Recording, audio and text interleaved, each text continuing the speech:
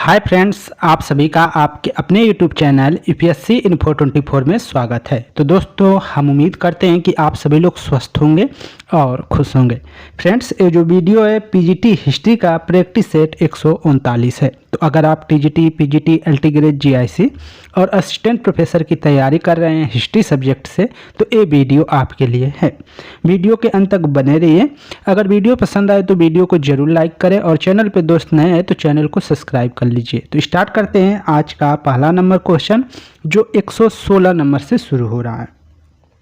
Question आपका है, महात्मा बुद्ध से संबंधित किस स्थान को अशोक ने कर मुक्त कर दिया था? अच्छा क्वेश्चन है और ये क्वेश्चन आपका एमपी असिस्टेंट प्रोफेसर 2017 में पूछा गया क्वेश्चन है। क्वेश्चन क्या है कि महात्मा बुद्ध से संबंधित किस स्थान को अशोक ने कर मुक्त कर दिया था?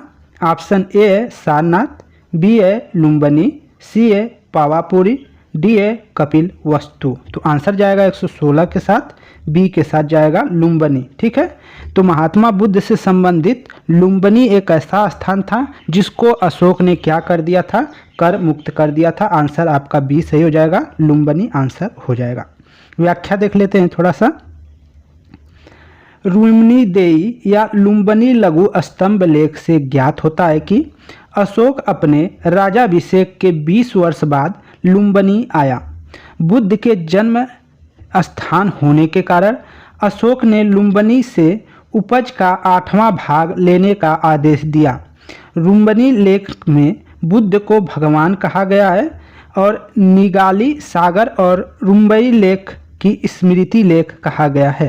तो ये था कि अपने जो भगवान बुद्ध थे उनका क्या है कि जन्म स्थान होने के कारण उस स्थान को कर मुक्त कर दिया गया था और वहाँ से 8वां भाग लेने का आदेश दिया गया था। एक प्रकार से उपज का लेने के लिए कहा गया था। तो उपज का 8वां भाग लेने का आदेश दिया गया था या कर मुक्त कर दिया गया था। तो वो कौन सा स्थान है? लुम्बिनी है। तो ऑप्शन आपका बी सही था। अगला क्वेश्चन देखते हैं। 117 नंबर क्वेश्चन है, अशोक ने गौतम बुद्ध से संबंधित किस स्थान को कर मुक्त कर दिया था? किस स्थान को कर मुक्त कर दिया था? Option A Sarnath, B A Lumbini, C A Kalinga, D A Sanchi. तो क्वेश्चन वही रिपीट हुआ, तो ऑप्शन आपका बी सही हो जाएगा, लुम्बिनी। लेकिन यहाँ पे आपको कुछ तथ्य देखने को मिल जाएगा। तो अशोक ने गौतम बुद्ध से संबंधित किस स्थान को कर मुक्त कर दिया था? तो वो स्थान है लुम्बिनी। लुम्बिनी को क्या कर दिया था? कर मुक्त कर दिया गया था। और वहाँ कर तो मुक्त था लेकिन उपज का जो कहीं से 6वां भाग लिया जाता था, वहाँ से जो उपज होती थी उसको 8वां भाग कर दिया गया था। 8वां भाग लिया जाएगा, ये भी था उपज का लेकिन था। ठीक है, व्याख्या देख लेते हैं। मौर्य सम्राट अशोक ने गौतम बुद्ध से संबंधित लुम्बिनी नामक स्थान को कर मुक्त कर दिया था। लुम्बिनी ग्राम बुद्ध की जन्म स्थली थी। अन्य महत्वपूर्ण तथ्य देखते हैं तो सम्राट अशोक अपने राजाभिषेक के 20 वर्ष बाद लुम्बिनी गए और वहां पर एक शिला स्तंभ स्थापित किया।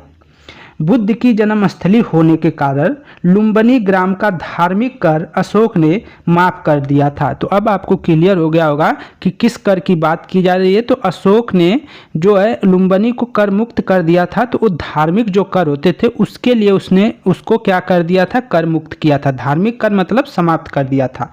और भू राजस्व मतलब उपज का क्या है? 1/6 से जो होता था उसको घटाकर 1/8 कर दिया था, लिया जाएगा। उपज का 1/8 भाग लुम्बिनी के लिए था और जगह जो है 1/6 लिया जाता था। आगे चलते हैं। 118 नंबर क्वेश्चन, निम्न में से किस एक अभिलेख में चंद्रगुप्त मौर्य और अशोक दोनों के नाम का उल्लेख है? बहुत ही इंपॉर्टेंट क्वेश्चन है। यूपी जीआईसी प्रवक्ता परीक्षा 2009 में पूछा गया क्वेश्चन है, ये देख रहे हैं। तो ऑप्शन ए है शाहबाजगढ़ी में, जूनागढ़, मास्की, जौगवाड़ा। तो आंसर क्या हो जाएगा दोस्तों? 118 का अगर देखते हैं आप तो आंसर बी के साथ जाएगा, जूनागढ़। जो जूनागढ़ अभिलेख है उसमें क्या है कि चंद्रगुप्त मौर्य के साथ अशोक का भी नाम उत्कीर्ण है। तो कौन सा ऐसा एक अभिलेख है जिसमें चंद्रगुप्त मौर्य और अशोक दोनों के नामों का उल्लेख है? तो वो आपका जूनागढ़ स्तंभ लेख है। तो जूनागढ़ अभिलेख है, इसको याद रखिएगा। ऑप्शन बी सही है। व्याख्या देख लेते हैं।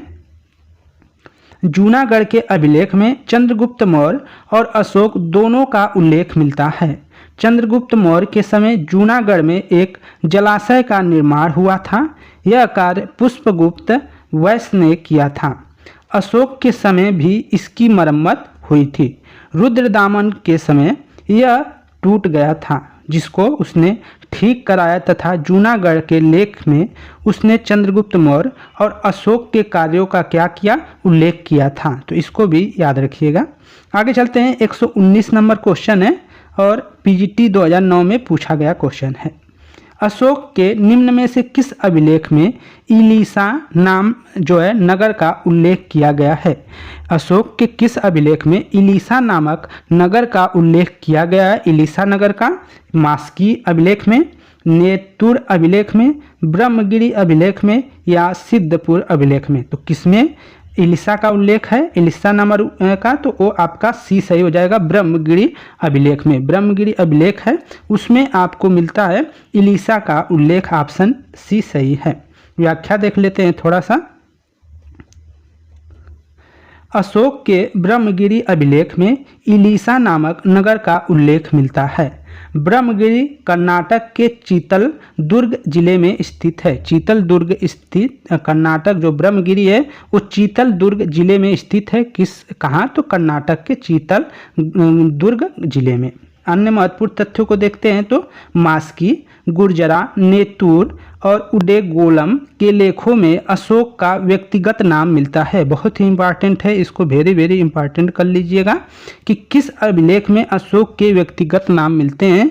तो उनमें मास्की अभिलेख है, गुर्जरा है, नेतुर है और उडेगोलम अभिलेख है। इनमें क्या है? अशोक के व्यक्तिगत नाम मिलते हैं। अशोक के अभिलेखों में परिसा शब्द का उल्लेख हुआ है। वह अर्थशास्त्र की मंत्री परिषद थी। आगे धौली व जौघड़ के प्रथम पृथक शिलालेख में अशोक नगर व्यवहारिकों को उपदेश देता है कि वे बिना उचित कारण के किसी भी कैद अथवा शारीरिक यातनाएं न दें। तो धौली और जौगढ़ के प्रथम पृथक शिलालेख में अशोक नगर जो व्यवहारिकों को क्या कर रहा है? आदेश दे रहा है कि अगर कोई उचित कारण न हो तो किसी भी कैदी को शारीरिक दंड न दिया जाए, ऐसा यातना न दिया जाए, ऐसा उसने कहा है। 120 नंबर क्वेश्चन है। प्राचीन अभिलेख जिसमें अशोक के नाम उल्लेख है। अभी हमने ऊपर बताया था प्राचीन अभिलेख जिसमें अशोक के नाम उल्लेख है। मास्की, कालसी, सारनाथ, बैराट। तो आंसर आपका क्या हो जाएगा?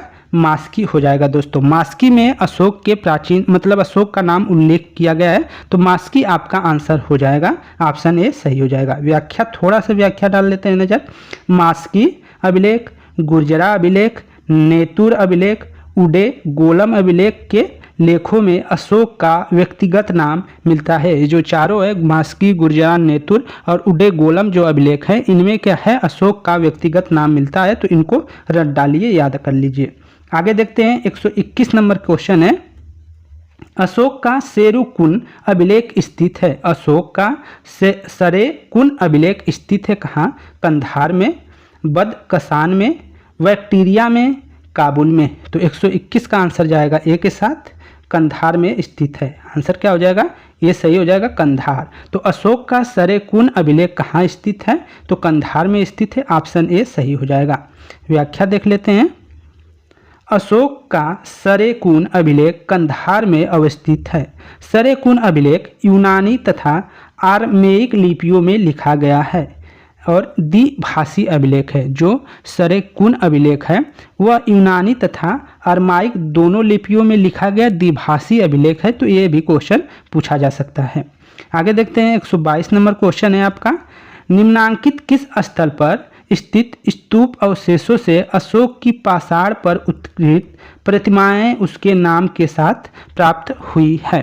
निम्नलिखित में से किस स्थल पर स्थित स्तूप अवशेषों से अशोक की पाषाण पर उद्धृत प्रतिमाओं के साथ उसके नाम प्रतिमा उसके नाम के साथ क्या है? प्राप्त हुए हैं। प्रतिमा भी है अशोक के और उसके नाम भी है। तो वो किस स्तूप में पाया गया, वो स्तूप का या उस स्थल का नाम बताना है। ये बताना है। सांची का स्तूप, अमरावती का स्तूप, देहर कुठार का स्तूप या कनगहल्ली का स्तूप। तो इसमें जो आंसर जाएगा वो डी जाएगा दोस्तों, डी सही हो जाएगा। कनगनहल्ली जो है वो स्तूप है, वहाँ का स्तूप है। कनगहल्ली का जो स्तूप है उसमें अशोक की जो प्रतिमा है उसके साथ उसके नाम का भी उल्लेख मिलता है, तो ये याद रखिएगा। व्याख्या देख लेते हैं।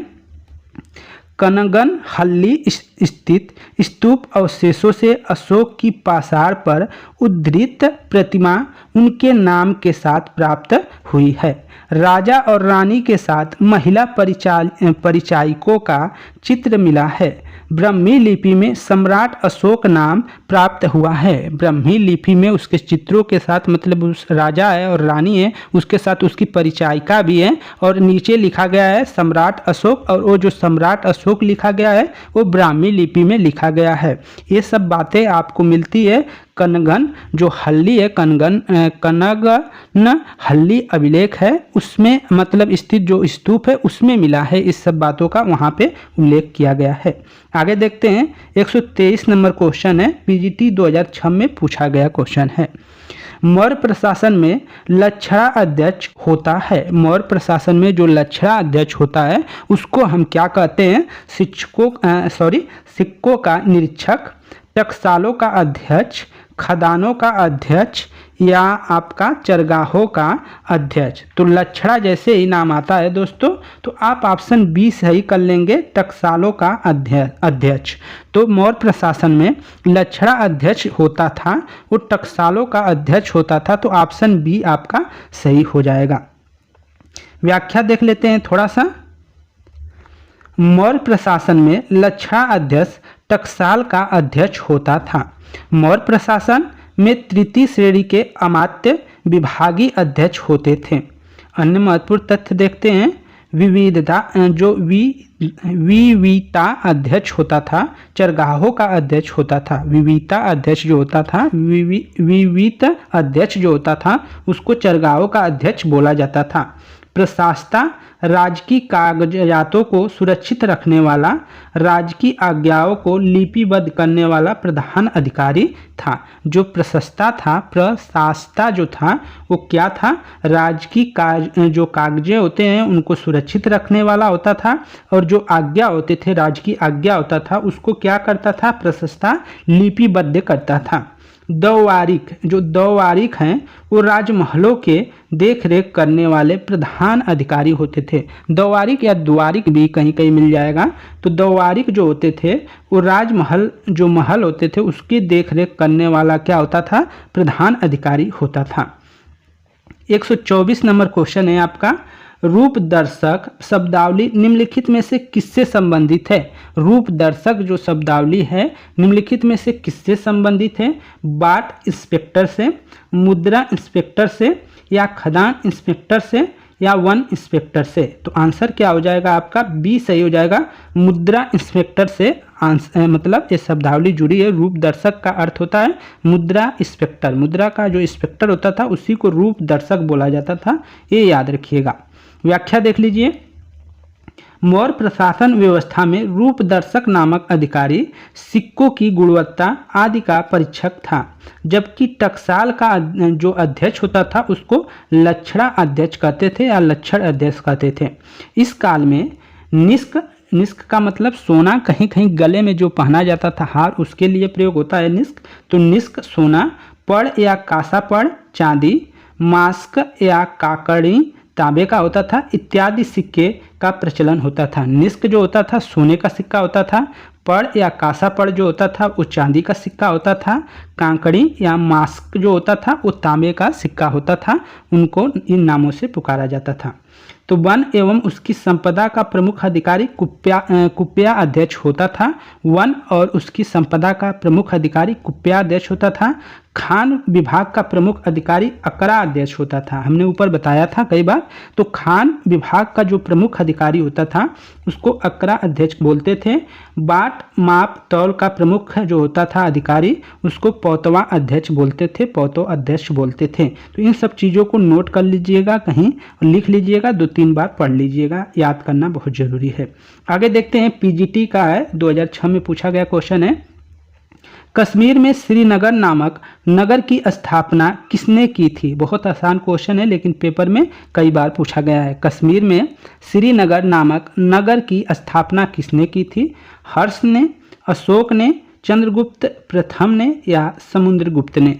तो आंसर जाएगा बी के साथ, अशोक ने। तो कश्मीर में जो है, कश्मीर में श्रीनगर जो नगर है उसकी स्थापना किसने की है? तो अशोक आंसर हो जाएगा दोस्तों। ऑप्शन बी आपका सही है, अशोक आंसर कर लेंगे। व्याख्या देखते हैं। कल्लड़ की राजतरंगिणी के अनुसार अशोक शिव उपासक था। कल्लड़ की एक रचना है, पुस्तक है जिसका नाम है राजतरंगिणी और ये कश्मीर पे लिखा गया इतिहास है।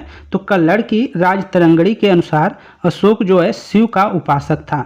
उसने कश्मीर में श्रीनगर तथा नेपाल में देवपाटन नामक 2 नगरों की स्थापना की थी। कश्मीर में तो श्रीनगर की स्थापना किया था, किसने किया था? तो आपके अशोक ने ही किया था। वही जो नेपाल है वहाँ पे देवपाटन नामक नगर की स्थापना किया है, वो भी अशोक ने ही किया है। तो नेपाल में देवपाटन का और कश्मीर में श्रीनगर नामक 2 नगरों की स्थापना किसने किया है? तो अशोक ने किया है। बहुत इंपॉर्टेंट है, इसको लिख लीजिएगा। चीनी यात्री ह्वेनसांग ने कपिसा में अशोक के स्तूपों का उल्लेख किया है। चीनी यात्री ह्वेनसांग ने कपिसा में अशोक के स्तूप का उल्लेख किया है। कल्लड़ की राजतरंगिणी के अनुसार कश्मीर में अशोक का उत्तराधिकारी जालौक था। वह शैव था, मतलब शिव का उपासक था, शैव था। तो ये याद रखिएगा। मेगस्थनीज और स्ट्रेबो के अनुसार भारत में दास प्रथा नहीं था। स्ट्रेबो और मेगस्थनीज के अनुसार जो है भारत में क्या है, दास प्रथा उस समय नहीं था, ये याद रखिएगा। जबकि कौटिल्य ने 9 प्रकार के दासों का क्या किया है, वर्णन किया है। कौटिल्य ने अपनी पुस्तक, जो उसकी पुस्तक है अर्थशास्त्र, उसमें उसने 9 प्रकार के दासों का क्या किया है, वर्णन किया है, ये याद रखिएगा। तो फ्रेंड्स, ये थे आपके टोटल 10 क्वेश्चन और उसके व्याख्या। अगर वीडियो अच्छी लगी हो, कंटेंट अच्छा लगा हो तो वीडियो को लाइक करिएगा। चैनल पे दोस्त नए हैं तो चैनल को जरूर सब्सक्राइब कर लीजिए।